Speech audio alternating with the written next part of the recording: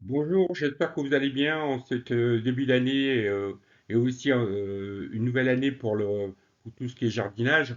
Là, on commence peut-être à être en pleine période de mise en pot de futurs légumes pour le printemps, voire l'été. Donc moi, j'ai déjà commencé il y a à peine un mois, hein, pour tout ce qui est légumes et très longues en germination où il faut aussi faire énormément attention pour les mettre, pour les faire germer. Et, et donc là, je vous présente, c'est les patates douces hein, que j'ai commencé à faire germer il y a, euh, il y a un peu plus d'un mois. Donc ces patates douces sont issues des récoltes du mois de novembre. Donc j'ai commencé au départ déjà par récupérer les restes de patates douces qui me restaient dans mon cajot.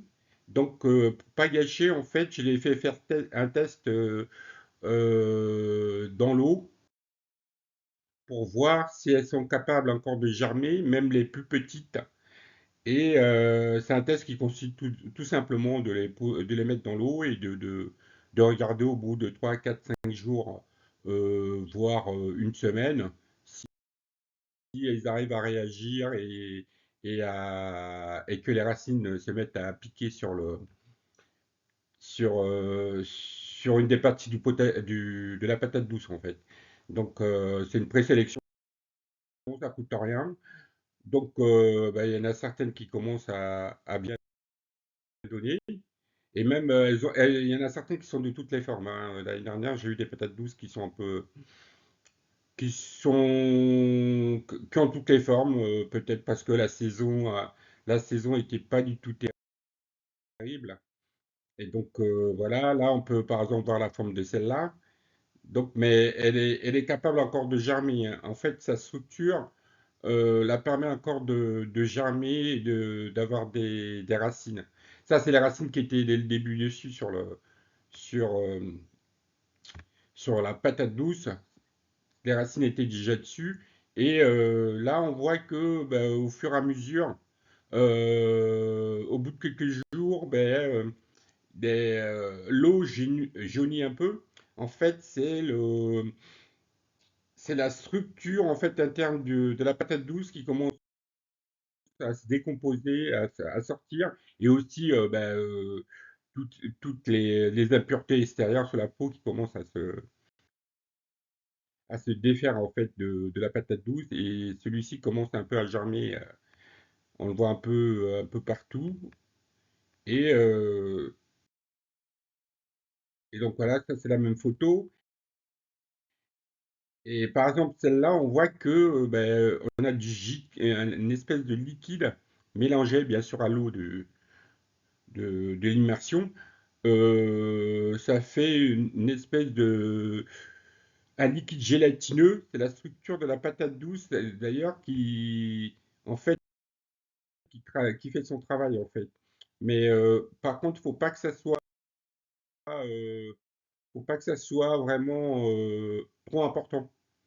Là, on voit en fait, l'eau en fait qui a été, qui s'est mélangée naturellement à la gélatine de la patate douce. J'utilise le mot gélatine, mais c'est peut-être pas le bon terme, hein. Il y a peut-être un autre terme. C'est interne à la patate douce.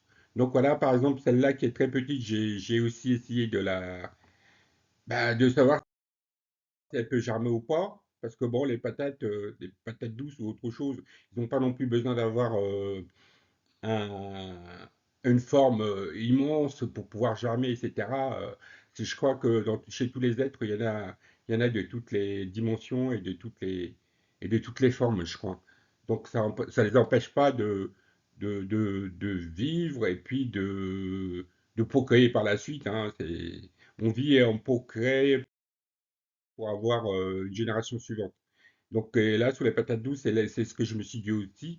Sinon, les petites comme ça, je les aurais baignées, je les aurais directement mises à la poubelle et- ou tout simplement, je les aurais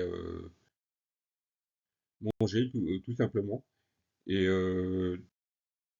Donc voilà, et là, on voit qu'au bout de, je ne sais pas exactement quel temps, au bout d'une semaine, au bout d'une semaine, bah, on voit qu'il y a certaines patates douces petites, surtout, et même les grandes, hein, j'ai pas eu l'occasion d'en voir des grandes, mais il y a des grandes aussi qui ne tiennent pas la distance, en fait, dans l'eau. Parce que bah, leur structure n'est peut-être pas assez formée ou sont tout simplement malades. Celle-là, on voit que bon, en fait, il y a sa structure interne qui commence à sortir dans l'eau de manière excessive, et on voit aussi il y a des débuts de pourrissement et aussi sur la partie de sa peau. Et donc là, c'est pas bon du tout. Et sur celle-là aussi, que vous avez vu à l'état propre sur la photo précédente, sous les dernières photos précédentes, et on voit que bah, là, c'est pas très bon du tout.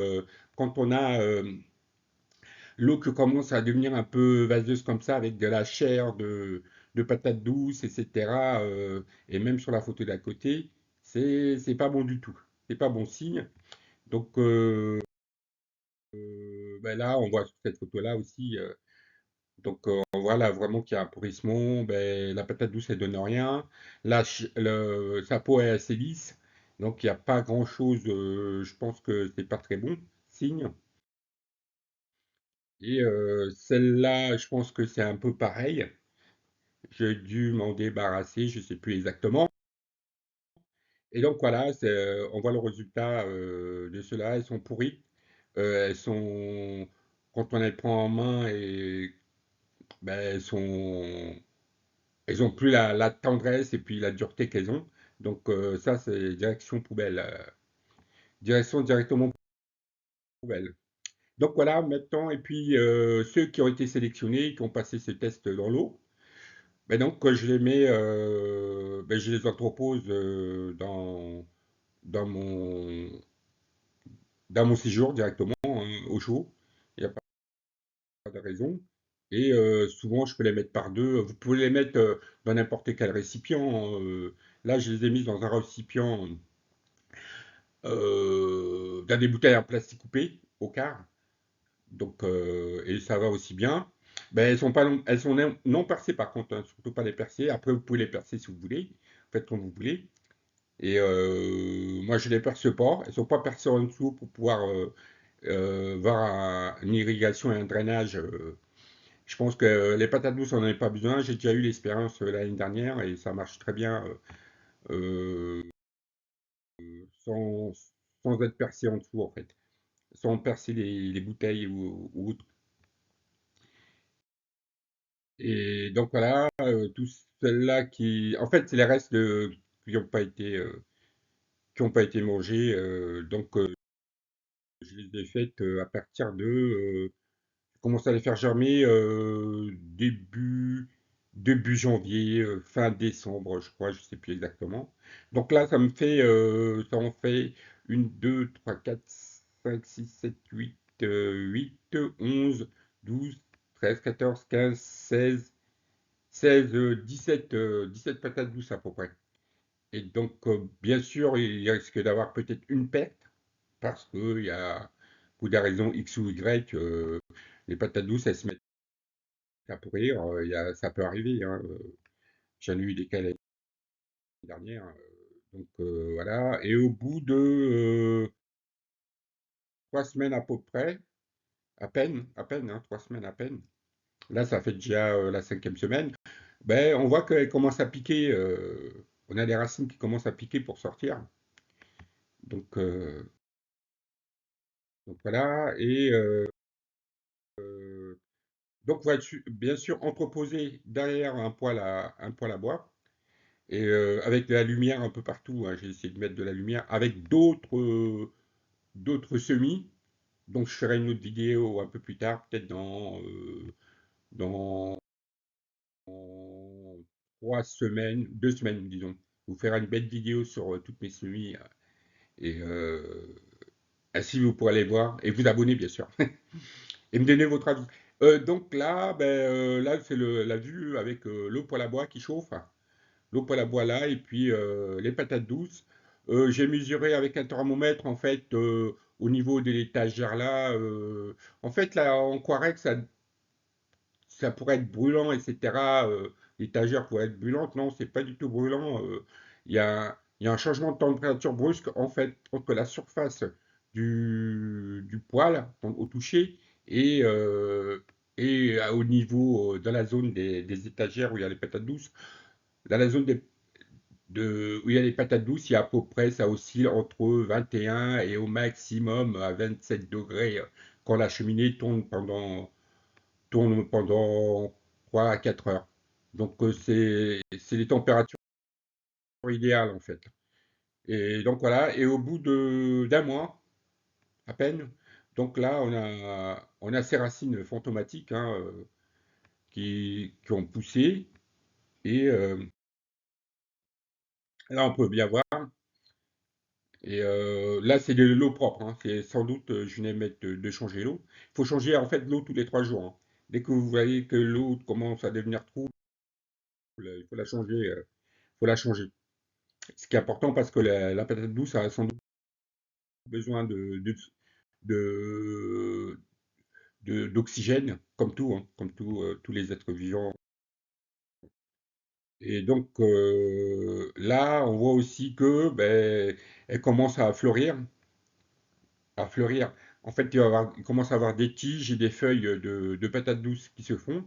Donc, beaucoup de gens disent que oui, ben, c'est un peu trop tôt de commencer à faire germer les patates douces au mois de janvier.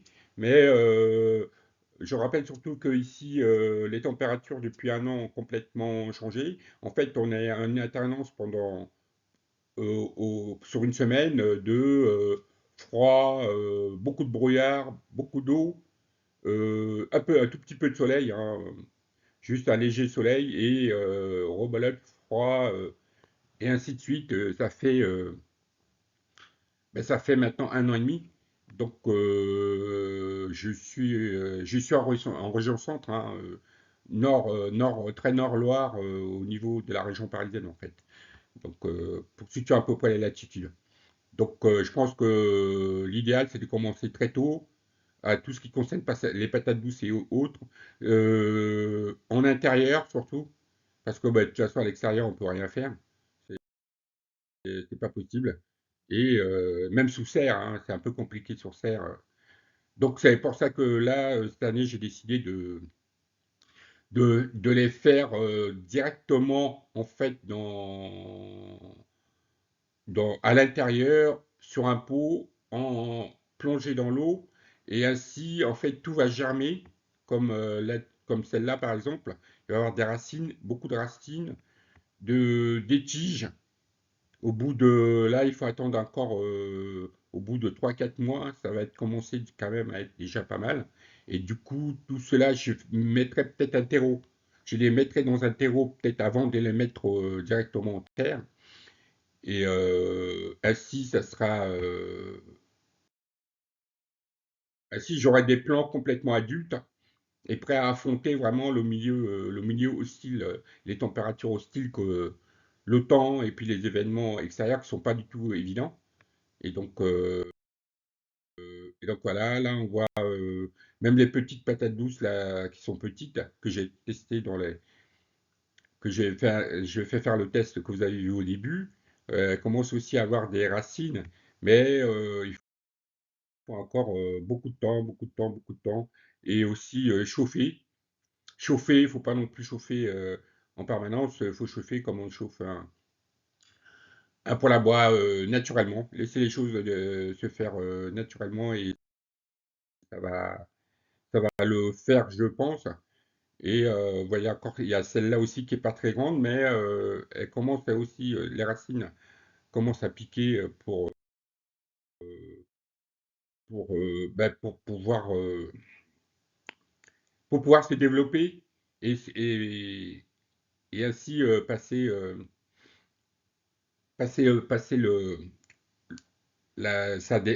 comment on appelle ça, pardon, euh, et germer des feuilles par la suite. Et donc voilà, et du coup, je vous remercie d'avoir regardé cette vidéo. Et je vous dis à très bientôt. Abonnez-vous et puis bon sémi à vous. bon fumier en pot et puis surtout portez-vous bien. Au revoir.